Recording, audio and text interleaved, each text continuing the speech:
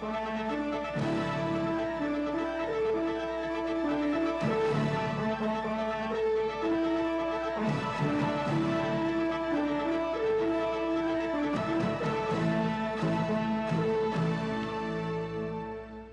buenas noches, con ustedes la emisión estelar del Noticiero Nacional de Televisión. Muy buenas noches, gracias por informarse con nosotros y con los principales titulares ya comenzamos. Regresó Raúl a la patria. Llega a La Habana delegación cubana que asistió al 18º Festival Mundial de la Juventud y los Estudiantes. Recibe Mandela homenaje en la localidad sudafricana donde nació y creció. Regresó Raúl a la patria. El general de ejército Raúl Castro Ruz, presidente de los consejos de Estado y de ministros, regresó a nuestro país en la tarde de este sábado, luego de cumplir un intenso programa de actividades en Sudáfrica, a donde acudió para rendir póstumo tributo a Nelson Mandela. A su llegada a La Habana, Raúl y la delegación que lo acompañó recibieron la cálida bienvenida de José Ramón Machado Ventura, segundo secretario del Comité Central del Partido Comunista de Cuba, y del general de Cuerpo de Ejército Abelardo Colomé Ibarra, ministro del Interior. Concluyó así casi una semana de fuertes emociones e intenso trabajo en la que se ratificó una vez más la fortaleza de los históricos vínculos que unen a nuestra patria con Sudáfrica y la incuestionable voluntad de estrechar las relaciones de amistad y cooperación que caracterizan a ambos pueblos y gobiernos. Durante su estancia en la patria de Mandela, el presidente de los consejos de Estado y de ministros rindió homenaje también a los combatientes cubanos y africanos caídos en las luchas de liberación de ese continente. Asimismo, sostuvo una reunión con el presidente Jacob Zuma y varios encuentros bilaterales con otros líderes extranjeros y sudafricanos. A propósito, se le informa a la población que con motivo del fallecimiento del líder sudafricano Nelson Mandela, amigo entrañable de la Revolución Cubana y paradigma de lucha contra el racismo y el apartheid, en horas de la mañana de este domingo 15 de diciembre serán disparadas 21 salvas de artillería desde la fortaleza de San Carlos de la Cabaña en La Habana, firmado por el Ministerio de las Fuerzas Armadas Revolucionarias.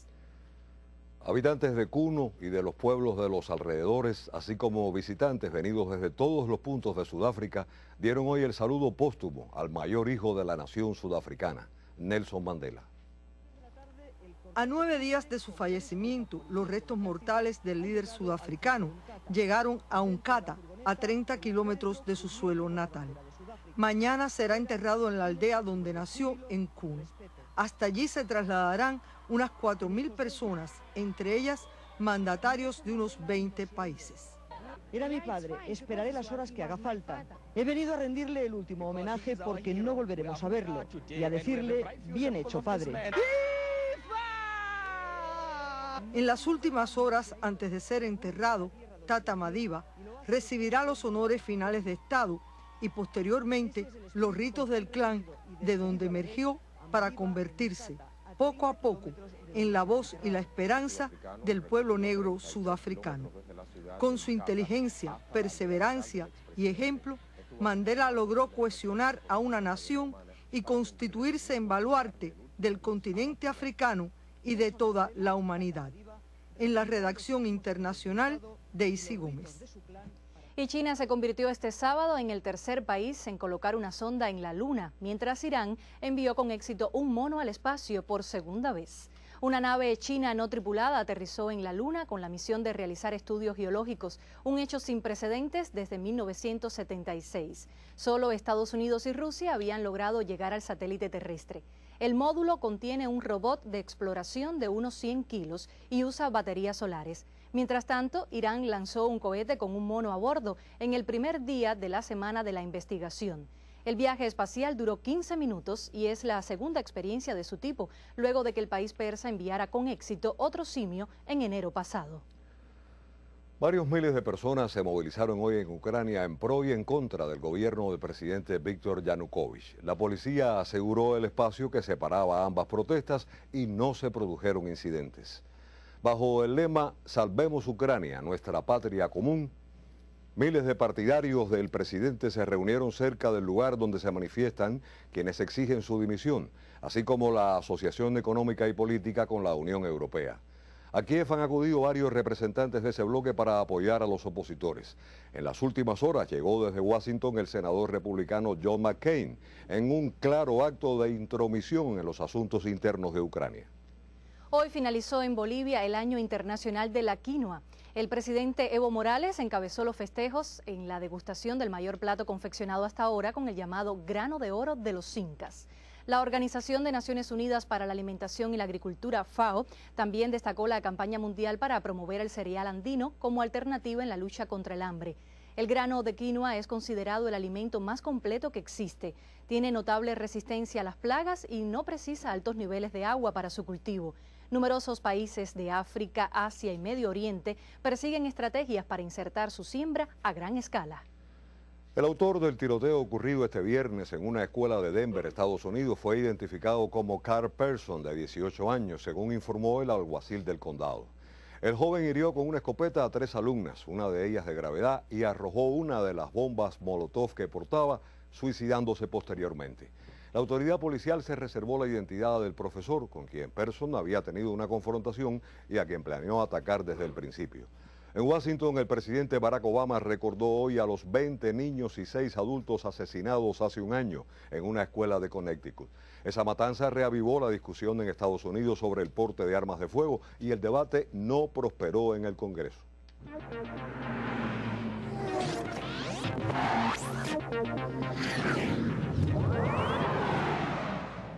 Hola, ¿qué tal? Y los campeones mundiales de judo Idalis Ortiz y Asley González encabezaron en la tarde de este sábado la premiación de los mejores atletas del año en Cuba, la cual contó con la presencia del asesor del presidente de los consejos de Estado y de ministros y presidente del Comité Olímpico de Cuba, José Ramón Fernández, y el presidente del INDER, Cristian Jiménez. La judoka Idalis de Pinar del Río repitió su distinción individual del año, mientras para Asley, natural de la provincia de Villa Clara, fue su estreno. Entre los mejores 10 del año también fueron distinguidos los boxeadores Julio César La Cruz y Lázaro Álvarez, los taekwondocas Glenis Hernández y Rafael Alba. De atletismo, Yarisley Silva y Pedro Pablo Pichardo, Alfredo de Spain Béisbol, Iván López Lucha, Ángel Fournier Remo y Leinier Domínguez en ajedrez. Como mejor equipo, baloncesto femenino, mejor deporte individual, boxeo, mejor deporte colectivo, el béisbol. Los juveniles también recibieron su reconocimiento, encabezados por la judoka Guzmán García como mejor atleta en el sector femenino y Giovanni Sargilagos de boxeo entre los hombres. Y 5 cubanos fueron exaltados este sábado al Salón de la Fama del Atletismo de Centroamérica y el Caribe en una ceremonia celebrada en el Hotel Meliá Habana. La colega Julia Osendi preparó el informe. 5 figuras del campo y pista cubano fueron exaltadas este sábado al Hall de la Fama de Centroamérica y el Caribe, ceremonia que tuvo lugar en el Hotel Meliá Habana en esta capital. Los señores Víctor López, presidente de la Confederación Norte Centroamericana y del Caribe, Alain Jean-Pierre, titular de la Centro Caribeña, y la señora Evelyn Claudio, tesorera de la Confederación Regional, tuvieron a su cargo las premiaciones. Los atletas cubanos que pasaron a integrar el Salón de la Fama del área fueron la titular olímpica de Atenas, la balista Yumis Ladies Kumba, los velocistas Jorge Luis Aguilera y Joel Lamela, bronces en el relevo corto de Barcelona 92, el campeón mundial y medallista olímpico Joel Vizquezada en el triple, y en la misma especialidad el ex recordista del orbe, el doctor Pedro Pérez Dueñas. Y como ya se ha hecho costumbre en estos encuentros, el toque cultural lo puso la Academia Nacional de Canto Mariana de Gonich, dirigida por el prestigioso maestro Hugo Oslé. Sin dudas, otro gran día para el deporte rey cubano. Julia Osendi, Sistema Informativo de la Televisión Cubana. En el béisbol esta tarde hubo triunfos de los punteros Isla de la Juventud, Pinar del Río y Matanzas, por lo que la tabla no sufrió importantes modificaciones. Los pinareños continuaron con su buen paso en la serie al vencer a Holguín 9-2, con otro buen trabajo de Josvani Torres y fuerte ofensiva, que incluyó un par de jonrones de Lorenzo Quintana y el 100 en series nacionales de Donald Duarte. La sonrisa de Josvani Torres fue la sexta, segundo lanzador en llegar a esta cifra. Los pinareños quedaron a 1 de la isla y Holguín bajó al quinto a 3. En el Sandino, el campeón nacional Villa Clara barrió a Cienfuegos y parece estabilizar su paso y clasificación a la siguiente etapa. Ahora es cuarto a 2 del primero. Knockout de 12-2 con victoria de Rogelio Carrillo y salvado de Yasmani Hernández. Y la de la Juventud mantuvo la punta del torneo al noquear a Artemisa 11-1. Wilber Pérez triunfó y Miguel Laera cayó derrotado en un choque donde los artemiseños cometieron 4 errores. Otro con un buen paso y ganador, seguro a la segunda etapa, es Matanzas, equipo que blanqueó 4-0 a Ciego de Ávila y sigue como tercero a 1,5 de la tropa de Mandy Johnson. El crédito para Yera y jonrones de Víctor Mesa y Guillermo Heredia. Ahora Ciego comparte los lugares 8 y 9 con Artemisa. Santiago de Cuba siguió en pelea y superó a Santi Espíritu 5-1. Los indómitos son séptimos, ahora a 4 de la primera plaza. La victoria para Dani Betancourt, su quinta, con destaque para Yander Lao, a la ofensiva de 4-4. En el Nelson Fernández, Guantánamo fue mejor que Mayabeque 3-2. Costosa derrota de los mayabequenses, que ahora son décimos, pero a 5,5 del primer escaño y a 1,5 del octavo lugar. En el choque, el triunfo para Oriovis Cobas y fuera del parque para Leonelquis Escalante. Por su parte, Granma le propinó una lastimosa derrota a las Tunas en sus aspiraciones de lucha por un boleto a la segunda ronda, al vencer 7-2. Alberto Sotolao abrió y tiró 4 capítulos con el auxilio de Alain Tamayo, pitcher ganador en definitiva del partido. Y finalmente, en el Latino Industriales se logró llevarse trabajosamente la serie ante Camagüey, al vencer 5-0 con otra buena labor de David Mena. De esta forma los azules se mantienen como sextos a 3,5 del líder. Y en otras noticias, en los Juegos Mundiales de la Mente, hoy 5 tablas para Lenier Domínguez en el concurso de Blitz en una jornada en que sufrió igual cantidad de reveses. Balance que le dejó en 12,5 puntos y situado 15º entre los 16 asistentes a la fuerte justa. En la Liga Española, Barcelona venció 2-1 al Villarreal con 2 goles de Neymar, mientras Real Madrid empató a 2 con el Osasuna. Deportes, Hernández, Luján. Gracias, Luján. Y ya se encuentran en Cuba los delegados que asistieron al 18º Festival Mundial de la Juventud y los Estudiantes. La cita concluyó la víspera en Ecuador con un llamado a continuar la lucha contra el imperialismo.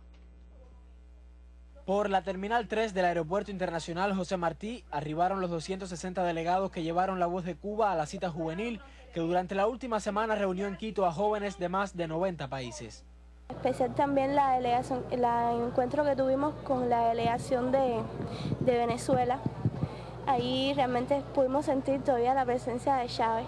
Nos hemos llevado una experiencia tremenda en cuanto a la solidaridad con el pueblo ecuatoriano y también ese amor que transmitió el pueblo ecuatoriano y los principales dirigentes del país hacia nuestra delegación. Me marcó muchísimo saber que Cuba se quiere mucho en todo nuestro continente, que somos seguidos, que nuestro modelo gusta, que nuestro modelo es un ejemplo y es un paradigma. Fue un momento donde no solo se expresaron en cada uno de los talleres, de las conferencias, la experiencia de Cuba, sobre todo los proyectos y el proyecto social que nosotros defendemos en nuestra revolución socialista, sino también para poder intercambiar con el resto del mundo, como en otros lugares los jóvenes evidentemente no pueden tener y beneficiarse con los derechos que tenemos los jóvenes cubanos. Ahora los delegados llevarán a sus centros de trabajo y estudio las experiencias que aprendieron en Ecuador, sobre todo el reclamo de la declaración final aprobada en Quito para que las juventudes del mundo se unan en contra del imperialismo. Lázaro Manuel Alonso, Sistema Informativo de la Televisión Cubana. El proceso de rehabilitación de redes eléctricas y modernización de subestaciones en la capital alcanzan notables avances. La Habana consume el 30% de la electricidad generada en Cuba. El director de inversiones de la empresa eléctrica de La Habana, José Antonio García, anunció que en el 2005 se inició un ambicioso plan de rehabilitación de redes de distribución de electricidad en la capital y de modernización y construcción de nuevas subestaciones como forma de eliminar la sobrecarga en estas instalaciones. La primera etapa abarcó la modernización de las 22 subestaciones eléctricas entonces existentes que poseían tecnología obsoleta con baja confiabilidad y altos niveles de interrupciones del servicio. En la segunda etapa comenzó la construcción de nuevas subestaciones que hasta la fecha totalizan 9, incluidas las de Tallapiedra y Santa Fe, ubicadas en los municipios Habana Vieja y Playa, respectivamente, en las que aún se trabaja. Para alimentar estas nuevas subestaciones se construyen además 2 circuitos soterrados de 110 kV que sustituirán a otros 2 con más de 6 décadas de explotación. La ejecución de estas obras, según el especialista, aumentará la confiabilidad del servicio, reducirá las pérdidas en la distribución de energía e incrementará la interconectividad entre las subestaciones. María Teresa Mojaiber, Sistema Informativo de la Televisión Cubana. Cuando concluya este mes, casi 2.000 núcleos familiares de la capital habrán sido beneficiados en el año gracias al programa de edificación de viviendas acometido por constructores de La Habana y de 8 provincias del país. Las fuerzas de Villa Clara, Matanzas, Santi Espíritu, Cienfuegos, Pinar del Río, Mayabeque, Artemisa, Camagüey y La Habana impulsaron este año el ritmo constructivo de la edificación de inmuebles en la capital. Van dirigidas a las personas que viven en comunidades de tránsito, a las personas que están en edificios con alto deterioro de sus estructuras y los casos sociales que indiscutiblemente tenemos que tomar en consideración. Este año se iniciaron los 13 asentamientos poblacionales en los municipios de Playa, La Lisa, Cerro, 10 de octubre, Guanabacoa, Marianao y El Cotorro. También laboran en edificios en desarrollo para terminarlos en el año 2014. Se recupera así una estrategia muy viable en la construcción de viviendas. El oficio que estoy aprendiendo es de montaje. O sea, nosotros los jóvenes venimos siendo el relevo de esas personas que nos están enseñando a nosotros para en un futuro ser nosotros los nuevos montadores, los nuevos constructores de esas tareas que se realizan. Otras entidades constructoras de viviendas de la capital continúan con sus programas e incluyen además la rehabilitación de inmuebles. Freida García, Sistema Informativo de la Televisión Cubana. En Cuba durante casi todo el año hay calor. Ya estamos en diciembre, mes que inicia la etapa invernal y se mantiene hasta febrero. No pocos se preguntan si luego de experimentar temperaturas tan altas habrá un invierno fuerte. Los cubanos viven los últimos días de 2013 y desde ya comienzan a hablar de algo. Pero el tema no es, como muchos piensan, las festividades de fin de año. Yo estoy desesperada porque llegue el invierno porque tengo muchísimo calor. La isla ha vivido un fuerte calor en los últimos meses, lo que hace pensar a muchos que el invierno será igual de intenso. Otros, en cambio, son más desconfiados. Para mí, aquí en Cuba no hace tanto frío. Como hemos visto todos estos años, va a ser más calor, pues, no sé, es que van pasando los años, aquí hay más calor, ahorita no es invierno. La temperatura media anual en Cuba se ha incrementado en 0.9 grados Celsius en los últimos 60 años. En este proceso, los inviernos han resultado particularmente afectados, con una variación de 1.4 grados Celsius. Es decir, que hoy en Cuba los inviernos no son tan fríos como en décadas anteriores y al parecer este año no será la excepción. No hay una razón para tener un invierno crudo, tormentoso, ni mucho menos, sino realmente un invierno, vamos a decir, bastante cercano a lo normal, un invierno fresco, un invierno sin grandes precipitaciones y que puede ser que sea un invierno bastante agradable para nosotros. Se prevé que ocurran temperaturas para todo el país que estén oscilando entre los 19 grados para las temperaturas mínimas y entre los 27 grados para las temperaturas máximas. Pero la tendencia a que los inviernos cada vez más se sientan menos no es exclusiva de Cuba, y es que ello tiene que ver con el calentamiento global en el planeta. Sabemos que se ha estado produciendo un calentamiento que está en el orden general del planeta entre 0,6 y 0,7 grados Celsius, que los últimos años han estado entre los más cálidos. Es posible que el año 2013 también termine entre los 10 más cálidos de la historia, de aproximadamente unos 150 años. Cambios de temperaturas que son mucho más complejos de lo que aparentemente se ve. Es indudable que existe un impacto importante. Hay que tener presente de que la agricultura está muy expuesta, es muy sensible a los cambios del clima. La salud humana también se ve afectada de diferentes formas, ya sea por incremento de vectores que transmiten enfermedades, aparición de nuevas enfermedades. Este año, al parecer, el invierno no dará mucho de qué hablar. Será, como otros años, una etapa muy fresca. Llegará con el ir y venir de los cubanos y pasará como uno más entre la cotidianidad de este pueblo. Indira Román, Sistema Informativo de la Televisión Cubana.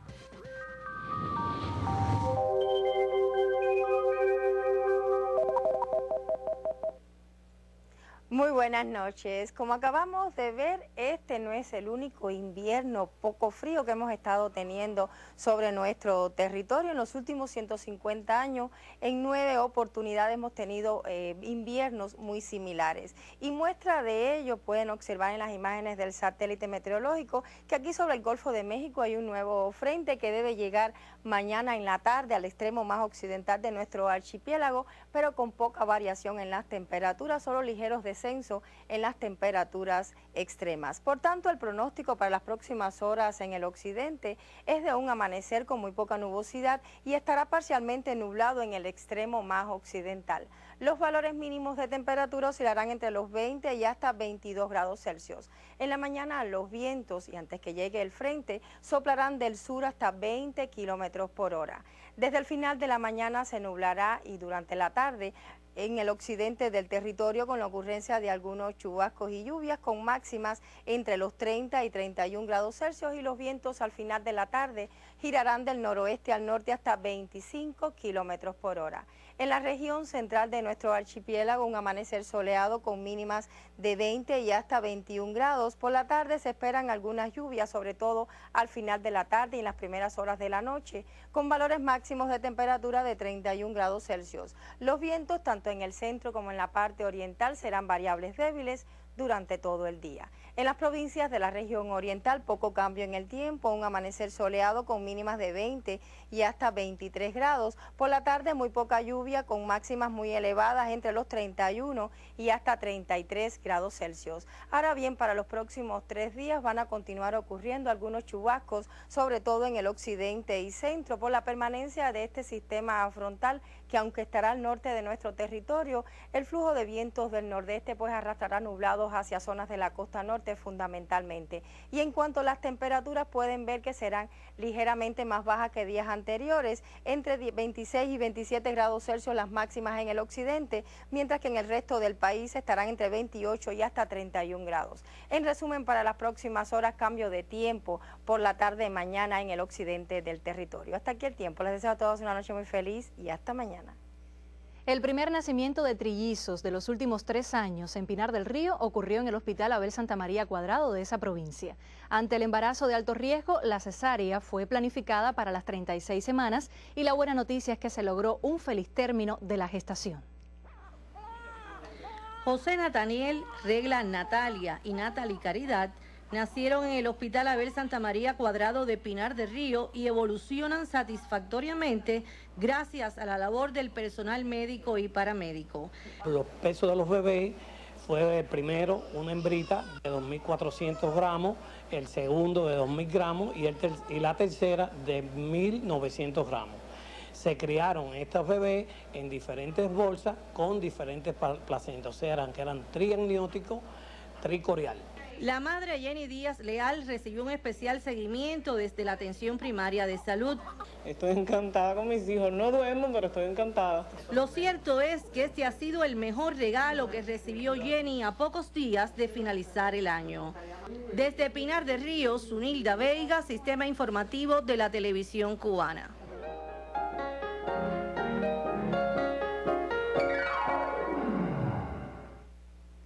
Buenas noches, bienvenidos a la información cultural. Los premios colaterales de la edición 35 del Festival Internacional del Nuevo Cine Latinoamericano fueron entregados esta tarde en la penúltima jornada del encuentro. La cinematografía mexicana acaparó los premios colaterales en la 35ª edición del Festival Internacional de Nuevo Cine Latinoamericano a punto de concluir. El largometraje La Jaula de Oro del realizador Diego Quemada obtuvo, entre otros lauros, el Roque Dalton de Radio Habana, Cuba, el que concede el Fondo de las Naciones Unidas para la Infancia, el Cibervoto en Ópera Prima de la Fundación de Nuevo Cine y el Glauber Rocha de la Agencia de Prensa Latina, junto a las demás agencias acreditadas. Por su parte, la cinta Heli de Amat Escalante obtuvo el favoritismo de la Casa de las Américas, la Oficina Cubana de Naciones Unidas y la Asociación Cubana de la Prensa Cinematográfica. Finalmente se reconoció al documental Quebranto del también mexicano Roberto Fiesco, que se llevó el lauro del Centro Cultural Pablo de la Torriente Brau. Alfonso Roque, Sistema Informativo de la Televisión Cubana. Y con la presencia de Abel Prieto Jiménez, asesor del presidente, y el ministro de Cultura Rafael Bernal, se recordó hoy la inauguración hace 15 años del Centro de Formación Literaria Onelio Jorge Cardoso, en el que se han graduado más de 800 narradores, asesores y promotores culturales. Con esta nota concluye nuestro segmento. Le habla Dagny Relova. Buenas noches. Desde el Centro Onelio no se ha defendido un estilo de escritura, sino una actitud ante el hecho literario. O como refirió uno de sus fundadores, Francisco López Sacha, se trata de confrontar los posibles caminos de la verdad. Pienso que el centro se va a mantener, sobre todo ese taller de técnicas narrativas que me parece que ha sido tan importante, y junto con otras actividades del centro. Por supuesto que vamos a intentar hacer cosas nuevas, estar a tono con los tiempos y mantenernos como punto de referencia de la narrativa joven. Nosotros cuando comenzamos el centro apostamos por los jóvenes. Los jóvenes no nos defraudaron y bueno, ahí está la labor nuestra. Escritores de diversas partes del mundo, como el argentino Mempo Gardinelli o el uruguayo Eduardo Galeano, enviaron un saludo a quienes siguen apostando por el arte de fabular. También la argentina Liliana Hecker lo define como un espacio que no ha dejado de crecer. En la Sala Villena confluyeron diversas generaciones de egresados de un centro que, según refirió Abel Prieto, asesor del presidente cubano, ha regalado una semilla de amor por lo auténtico que podemos seguir alimentando. Jenis Laura Prieto, Sistema Informativo de la Televisión Cubana. La amistad entre Cuba y Venezuela se consolidó hace 19 años tras la primera visita a la isla del entonces comandante Hugo Chávez. Hace 19 años comenzaba una nueva era revolucionaria. Así recordaba Nicolás Maduro esta mañana en su cuenta de Twitter la primera visita del comandante Hugo Chávez a Cuba. Un encuentro que marcó no solo el inicio de un despertar para Latinoamérica, sino el comienzo de una gran amistad entre dos pueblos y sus líderes históricos. El eterno líder venezolano venía a la Universidad de La Habana para hablar a los jóvenes sobre el movimiento bolivariano revolucionario.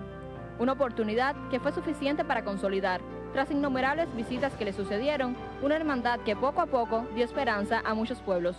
Para mí como soldado, como latinoamericano, hoy se hace un sueño realidad de hace muchos años. Y debo decirles a todos los cubanos que me siento honrado de estar en Cuba y más honrado aún de que el presidente Castro se encuentre aquí pues recibiéndonos, honor que en verdad no creemos merecer todavía, ojalá lo merezcamos pronto algún día. Su victoria presidencial en Venezuela 4 años más tarde consolidó proyectos de integración como el ALBA y UNASUR.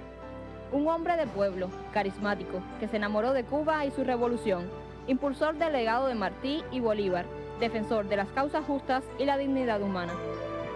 Dianelis Hernández, Sistema Informativo de la Televisión Cubana. Y con este eterno recuerdo presente en toda Latinoamérica nos despedimos por hoy. Gracias por la atención y muy buenas noches. Hasta mañana.